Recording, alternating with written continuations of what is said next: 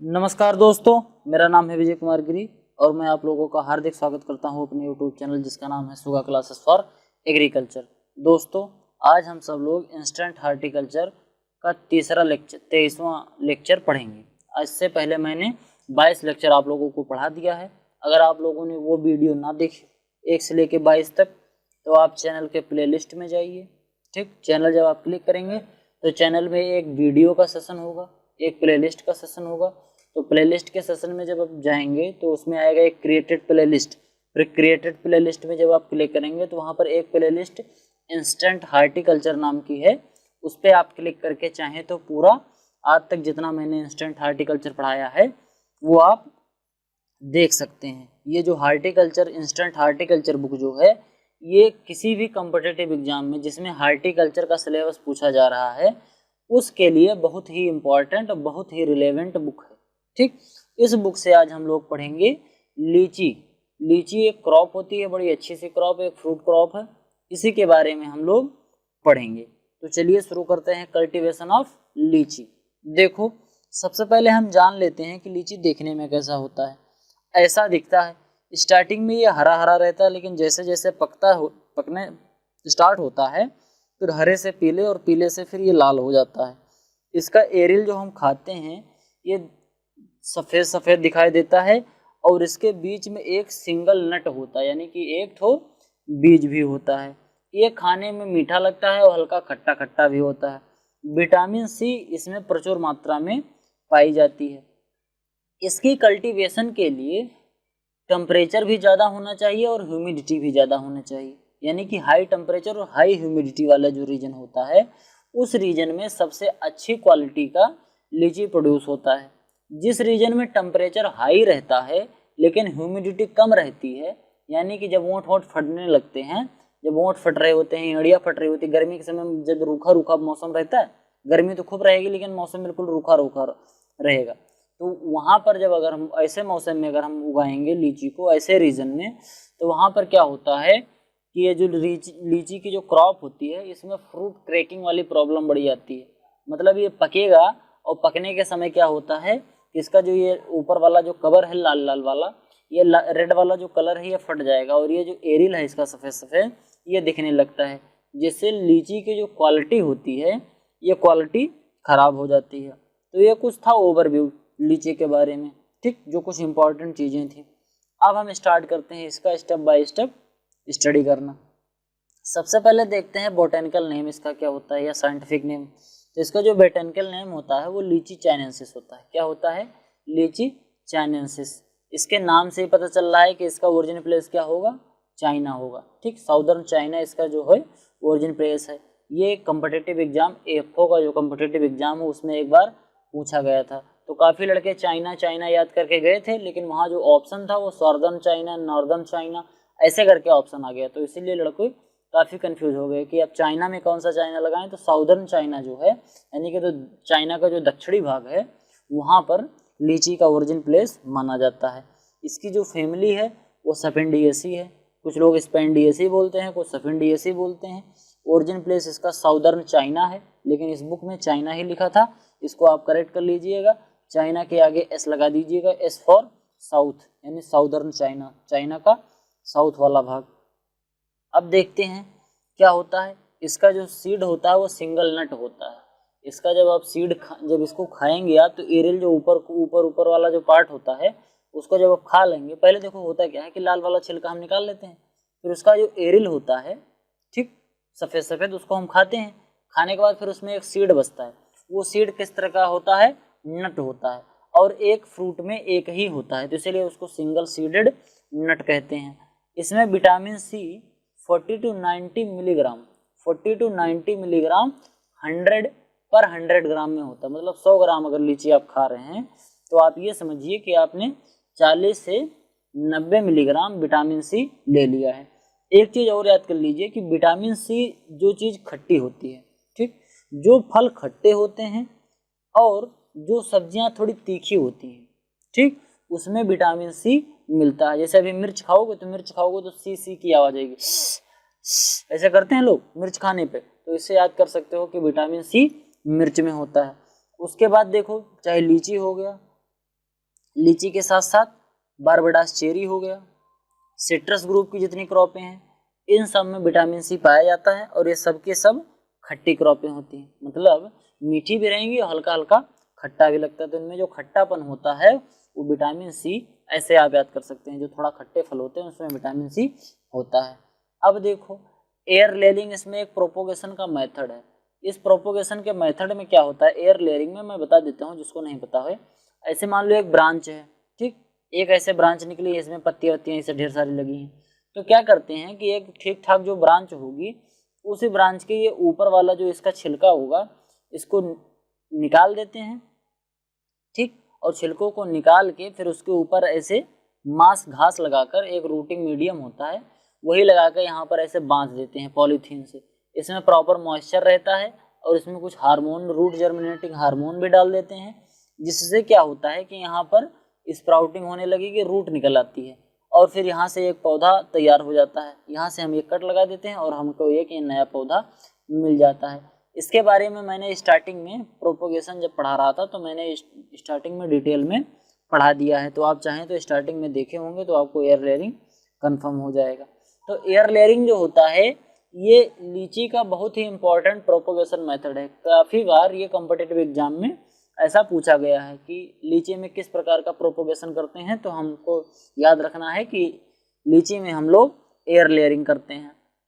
इसको इंडिया में हम क्या बोलते हैं, इंडिया में हम इसको बोलते हैं गूंटी लगाना, ठीक, जैसे कहते हैं इंग्लिश में तो इसको एयर लेयरिंग बोलते हैं, लेकिन इंडिया में कहते हैं कि गूंटी बांधना या गूंटी लगाना। और चाइना में इसको मार्कोटेज बोलते हैं, क्या बोलते हैं, मार्कोटेज बोलते हैं, ठीक। अब इसका एक रूट स्टॉक होता है, लीची का एक रूट स्टॉक होता है। हर फ्रूट क्रॉप जितनी भी होती हैं सब में कुछ ना कुछ रूट स्टॉक होता है। रूट स्टॉक और साइन क्या होता है इसको मैं बता दिया हूँ, लेकिन एक बार फिर से बता देते हैं। जब हम किसी दो पौधे को ग्राफ्टिंग के थ्रू जोड़ते हैं ऐसे, ठीक, तो जिस पौधे का जड़ वाला पार्ट होता है, रूट मीडियम वाला जो पार्ट होता है उसको हम रूट स्टॉक कहते हैं, और जिस पौधे का ये तना वाला भाग रहता है उसको हम क्या बोलते हैं, साइन बोलते हैं। ये साइन हो गया और ये हो गया रूट स्टॉक। अब इसमें क्या करते हैं कि ये साइन वाले का ये रूट वाला पार्ट काट देते हैं, ये वाला पार्ट काट देंगे, और इस वाले का, रूट वाले का साइन वाला पार्ट यानी ऊपर वाला पार्ट काट देंगे, और ये दोनों ऐसे जोड़ के फिर ये पौधा ये बन जाएगा, मतलब जड़ किसी और की और तना किसी और का। तो इस टाइप से रूट स्टॉक और साइन होता है। अब देखते हैं इसका जो रूट स्टॉक है लीची फिलिपिनेंसिस, क्या है, लीची फिलिपिनेंसिस, ये लीची का ही बहुत अच्छा सा रूट स्टॉक होता है। अब IBM जिसका नाम होता है इंडोल ब्यूटारिक एसिड, ये एक प्रकार का रूट जर्मिनेटिंग हार्मोन है।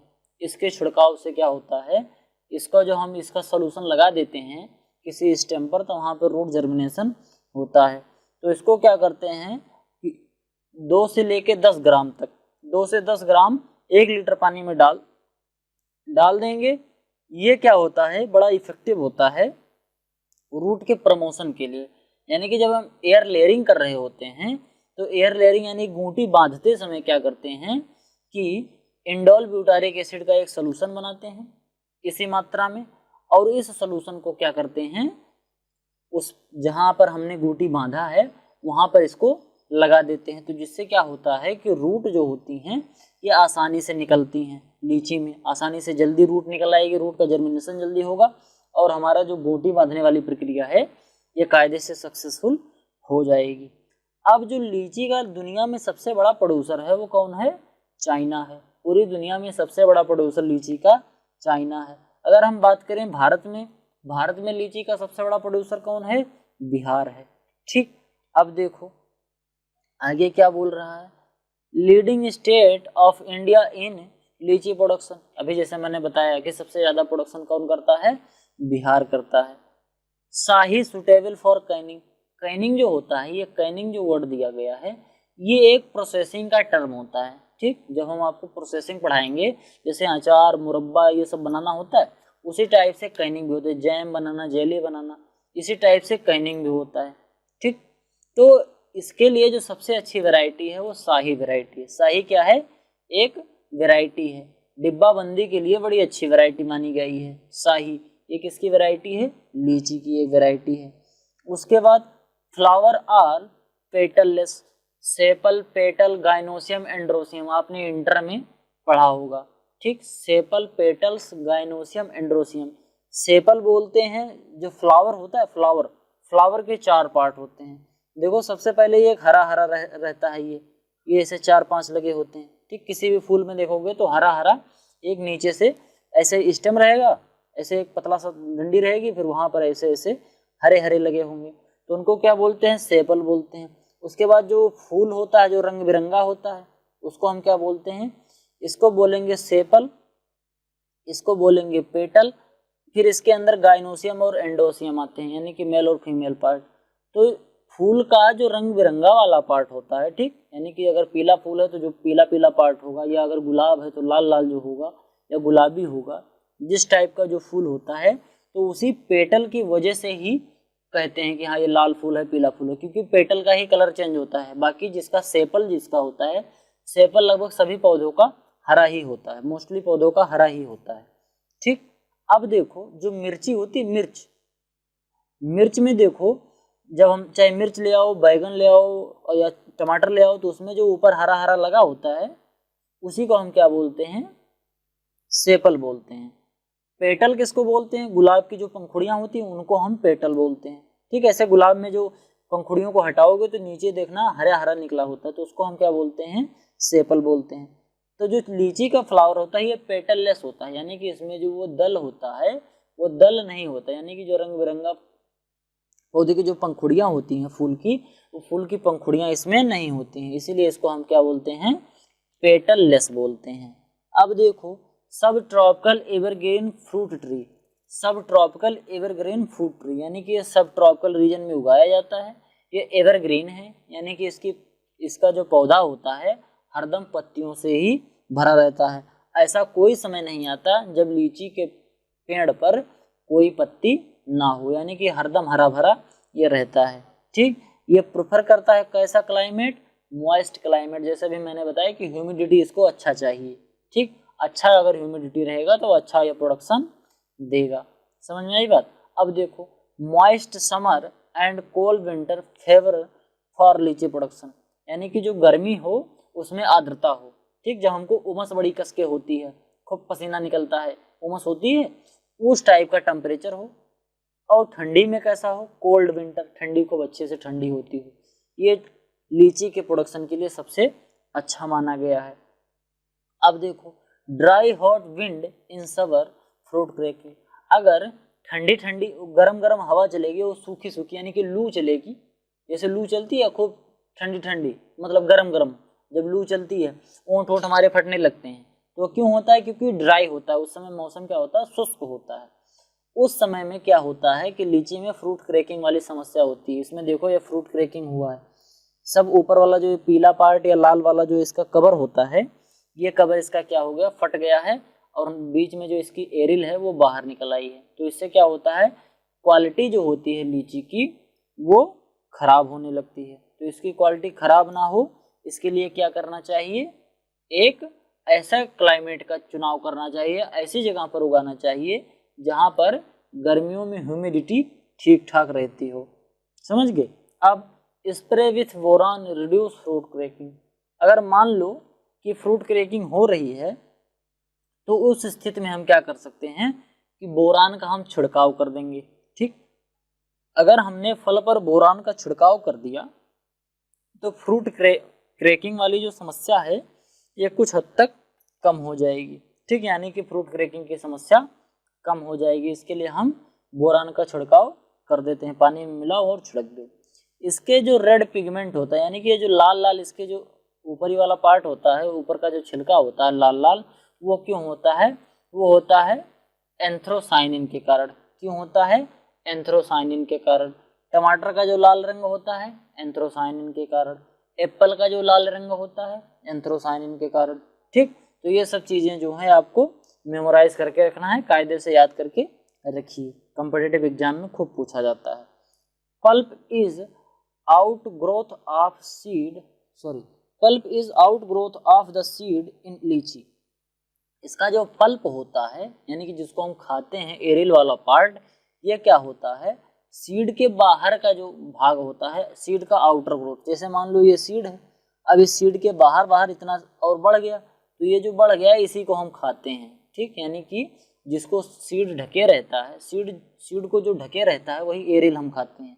एरिल को कौन ढके रहता है? ये छिलका ढका रहता है, समझ गए। इसका छिलका बड़ा कायदे से ऐसे निकलता है, आम की तरह नहीं चिपका होता है, इसका छिलका बहुत कायदे से जैसे अंडा छीलते हैं वैसे ही आराम से ये भी निकल जाता है। और जब इसका एरिल खाओगे तो सीड भी बड़े कायदे से निकल जाएगा। ऐसा नहीं होता जैसे हम अभी खजूर खाते हैं या अभी हम बेर खाते हैं, तो बेर का जो सीड होता है उसके एरिल से कायदे से जुड़ा हुआ रहता है, लेकिन इसमें वैसा नहीं जुड़ा रहता है। हम कायदे से खाएंगे तो पट से निकल जाएगा सीड, बिल्कुल एकदम साफ साफ सीड निकलेगा, उसमें एरिल बिल्कुल भी नहीं लगा होगा, समझ गए। अब देखो रूट इसका कैसा होता है, माइकोराइजियल एसोसिएशन, यानी कि इसमें माइकोराइजा भी होते हैं। लीची का जो रूट होता है, इसके रूट में एक ऑर्गेनिज्म पाया जाता है माइकोराइजा, ये भी होता है। माइकोराइजा क्या होता है इसके बारे में मैंने पैथोलॉजी में खूब अच्छे से बता दिया है। इंट्रोडक्टरी प्लांट पैथोलॉजी जो है एक सब्जेक्ट, उस सब्जेक्ट की प्लेलिस्ट में अगर आएंगे तो उसमें मैंने सब कुछ कायदे से पढ़ा दिया है कि कौन से डिजीज़ का कौन सा सिम्टम होता है, कैसे हम पता करेंगे कि किस पौधे में कौन सी डिजीज़ लगी है। इन सब चीज़ों के बारे में खूब डिटेल में मैंने वहाँ पर बता दिया है। 14-15 लेक्चर पढ़ाया है, आप चाहें तो जाकर देख सकते हैं। अब देखो litchi plant grow luxuriantly at 30 degree centigrade. लीची का जो प्लांट होता है वो सबसे अच्छा ग्रोथ कब करेगा, सबसे अच्छे तरीके से ग्रोथ कब करेगा, जब एनवायरनमेंट का टेम्परेचर 30 डिग्री सेंटीग्रेड होता है, ठीक। स्वरूपा इज ग्रोन कॉमर्शली इन छोटा नागपुर एरिया। छोटा नागपुर के जो पठार वाला एरिया है वहाँ पर क्या होता है, स्वर्ण रूपा जो वैरायटी है लीची की वो सबसे ज़्यादा उगाई जाती है, सबसे ज़्यादा अच्छी वैरायटी वहाँ के लिए मानी जाती है, ठीक। अभी तक हम 2 वैरायटी पढ़ चुके, कौन सी, एक हमने पढ़ी शाही वैरायटी जो कैनिंग के लिए अच्छी है, और दूसरी पढ़ी हमने स्वर्ण रूपा वैरायटी जो किसके लिए अच्छी है, छोटा नागपुर के एरिया में कल्टीवेशन के लिए अच्छी है। अब देखो the most common and easiest method adapt for propagation all over the world. पूरी दुनिया में लीची के प्रोपोगेशन के लिए एयर लेयरिंग ही सबसे अच्छा माना जाता है, क्योंकि एयर लेयरिंग का सक्सेस रेट बहुत ज़्यादा है। अगर हमने 10 बूटी लगाई तो 10 के 10 सक्सेस हो गया, ठीक। तो इसीलिए पूरी दुनिया में प्रोपोगेशन के लिए एयर लेयरिंग का ही उपयोग करते हैं। अब देखो July October is the most appropriate timing for propagation. Propagation करने के लिए जुलाई से अक्टूबर तक। देखो एक चीज़ हम बताएं, जब हमें कभी ग्राफ्टिंग करनी होती है, ठीक, प्रोपोगेशन के 2 मेन मेथड हैं, एक तो ग्राफ्टिंग या बडिंग है और दूसरा क्या है, एयर लेयरिंग या कटिंग है, ठीक। तो हम क्या करते हैं कि जब ग्राफ्टिंग और बडिंग जब करते हैं तो उस समय हम ये देखते हैं कि जिस समय पौधे की ग्रोथ धीरे धीरे हो रही हो, पौधों की ग्रोथ धीरे धीरे, वेजिटेटिव ग्रोथ जो है पौधे की वो धीरे धीरे हो रही होती है, उस समय हम ग्राफ्टिंग या बडिंग करते हैं। ये सब हम कब करते हैं, लगभग ठंडी के महीने में। अब हमको जब कटिंग लगानी होती है या एयर लेयरिंग लगानी होती है तब उस समय हम क्या करते हैं, ये चीज़ तब की जाती है जब इन्वायरमेंट में ह्यूमिडिटी भी हो और पौधे की ग्रोथ भी अच्छी खासी चल रही हो।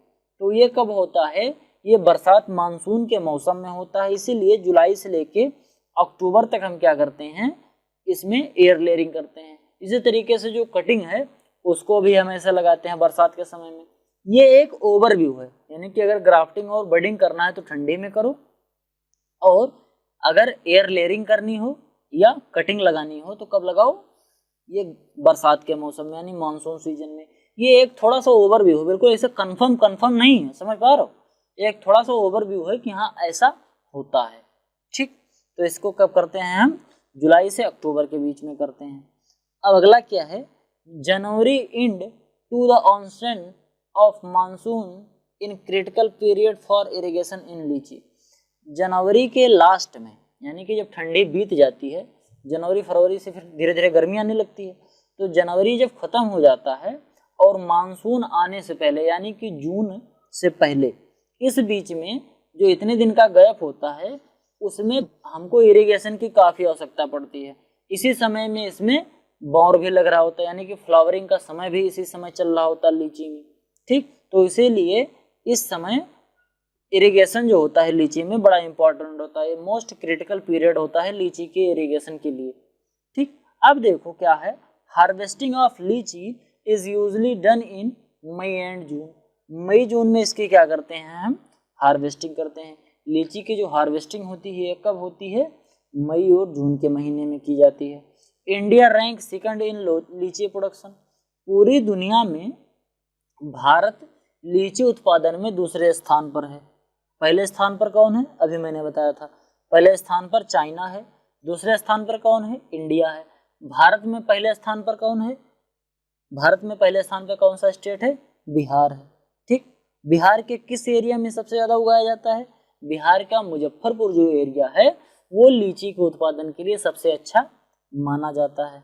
अब देखो, वेट स्प्रिंग यानी कि स्प्रिंग कैसा हो, यानी बसंत ऋतु कैसी हो जिसमें ह्यूमिडिटी ज्यादा हो, वेट स्प्रिंग हो, ड्राई समर हो एंड लाइट विंटर, ठंडी कम हो, are desirable condition for fruiting in litchi. लीची की फ्रूटिंग के लिए यह सब कंडीशन अच्छी होती है।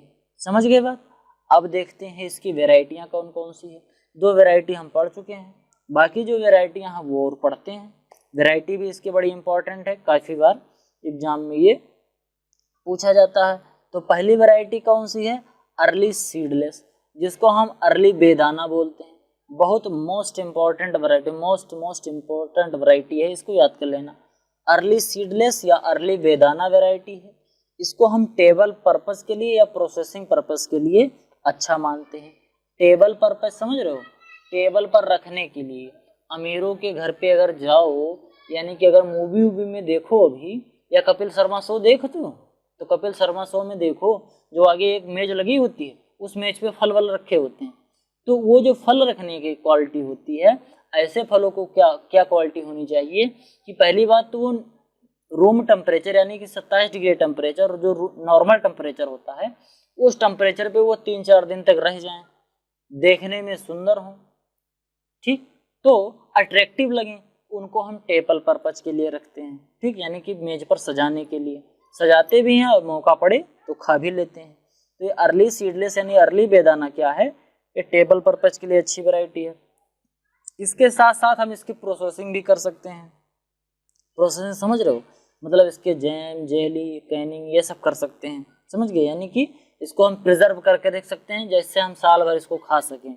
इसको हम चाशनी के घोल बना के रख लेते हैं।